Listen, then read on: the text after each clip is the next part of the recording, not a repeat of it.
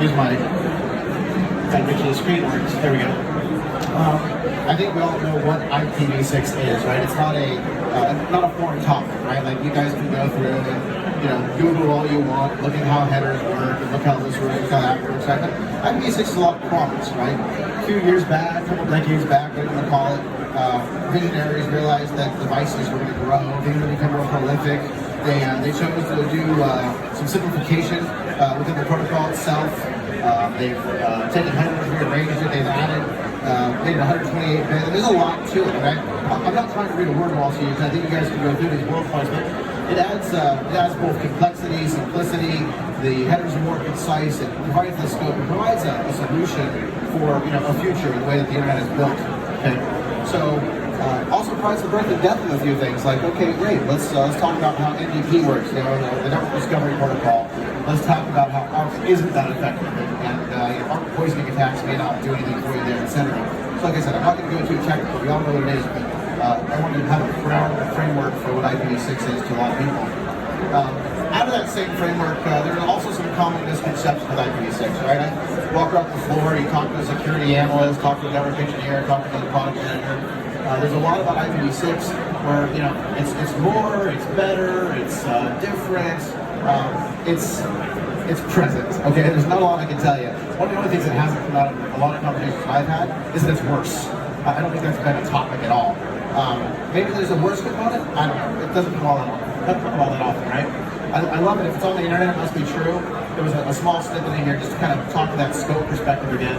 But I saw this over here. Over 665 billion addresses per grain of sand in the Earth's crust to a depth of 1 mile deep all around the globe.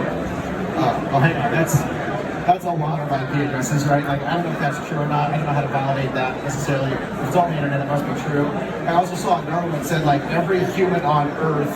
And then I think, well, was that statistic 3 years ago, 2 years ago, 1 year ago? I don't know how to validate population, but every person on Earth is going to be able to get millions and millions of IP addresses. Oh my God. It's like, I can't even wrap my head around that.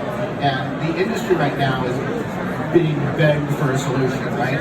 How do we do the trade-offs between security and privacy and adopt this new protocol, right? So things are changing.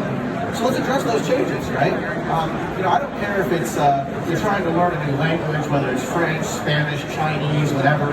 I mean, really what you're dealing with is a protocol here, right? So IPv6 is going to mean something different for all of us. There's portions of our industries that we work in that have just embraced it very readily.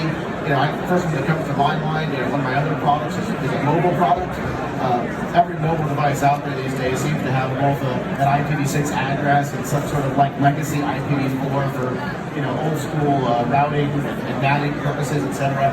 But really, you have to look at kind of what is the thing you're trying to accomplish in your environment, right? What does that change mean to you, right? There's definitions, there's cultural impacts, there's meanings. We have to agree on how to address these changes, I think, somewhat uniformly, or we will not be successful in addressing IPv6 at all, right? So if that's the case, then the kind of the anthropologist in my brain kind of kicks in and goes, well, why are we in this position today? Where have we come from? How have we been addressing this problem over time? So I kind of went, well, let me Google for a few hours here and figure out what some of that early messaging was, right? I go back to the early 90s when I started to step into this particular career path in technology and security, etc. And I'm looking back at some of these old articles and I'm like, wow, man, I can't even read half this stuff, right? This is a time frame when the RSAs are starting to come about.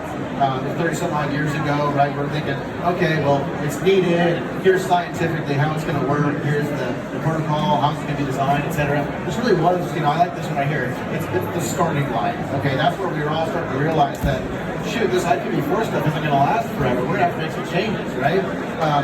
Just by show of hands, who helped write some of these RFCs? Anybody in the crowd? Right? Anybody contributes to this technology? Right?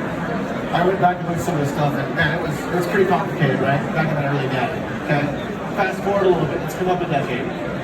It looks like okay, it's 10 years later, and now we're able to start sharing a little bit of like, well, this is how I do it. This is what it means to me. Here's how the protocol works, right? There still were no solutions here, right? It just happened to be, at this point, we probably had, I don't know, 40, 50, 60 different revisions to who knows what RFC. Things were evolving, right? So now we're starting to develop factions. We're starting information to share.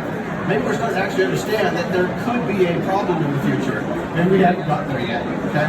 So this is kind of an important kind of step one, step two, learn to walk before you run.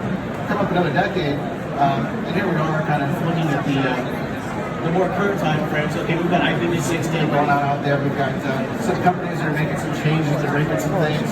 Oh my God, it's like the sky is falling, people. IPv6, oh my God, it's going to be the next most amazing thing and the death of all of us. I mean, there's a lot of doom and gloom somewhere out there, and there's a lot of hope as well, right? So, is it messy? I don't know, right? Like, we all have our own unique spaces, we all have our own unique solutions, but quite frankly, I've just gone through in 3 slides about 30 to 40 years worth of evolution, right? We had to introduce it, now we have to start talking about it, and now, oh my God, the sky's falling, right? So, one of the things I'm thinking about is, okay, well, contextually, let's pull that back together, look at the timeline. I left a few bullet points up there for the installment's sake, right? But really, quite frankly, you're looking back at about 2006, what is that, 13 years, roughly, right, since we started to have kind of a stable form of the primary RSA for IPv6. About 2 years ago, maybe 2.5 years ago. Oh my God, they actually labeled something as standardized. Okay, so this isn't, I want to call it a new problem because I can show you evidence of 30 to 40 years ago when we were building, but I can also just point out that we didn't really come to a place where things were standardized until relatively recent, right? So, not to mention the other dilemmas where IPv4 is being exhausted, running out, no more allocation. Oh my God, that's kind of the sky is falling mentality there. But let's look at these things moving forward, right? Let's take that slide deck that looks backwards and now look forward, right? So, again, I'm not trying to do anything fancy here. I'm just kind of calling out some obvious points. If you look at some of these areas where you've got IPAM, you've got your DHCP, your DNS, your IP management, your kind of my DDI item up there, right? All of the analysts, all the forecasters, all the visionaries out there right now, they're looking out 2 years, 5 years, 8 years, maybe if you're going to be edgy, 10 years, right? So there's a reason I chose 10-year segments is because nobody right now is saying, where's IPv6 going to be in 30 years from now, right? Nobody knows. Like I said, there's a lot of different solutions that are needed to address these kinds of things, right? What's the biggest date I have up here? I think, I'm looking at my screen here, I'm cheating. 2028, right? Oh, you got the and beyond, okay? So 2001 Space Odyssey, like, we're going to go into the beyond, okay? So, what does this mean to us, right? Again, I'm not going too technical here. I'm just kind of addressing that IPv6 is out there, it's in the space. What does this mean to me? Within the web root and within the products that we build, one of the most important things to me at my day job is to think holistically. Think about my customers, think about my partners, and how am I going to address those things, right?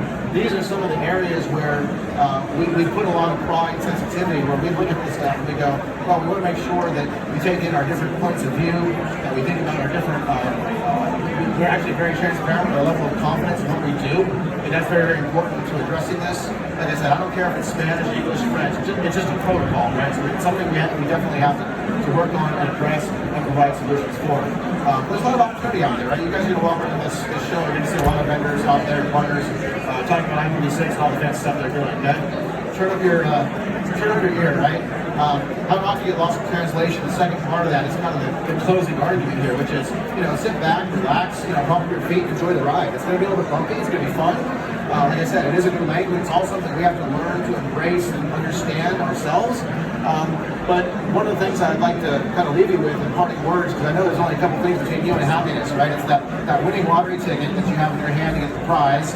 It's lunched out the screen, and the other one is the engagement with our other black shirts here, the demo stations, and the experts we have in this booth, right? Great resource to talk to. I'll be available.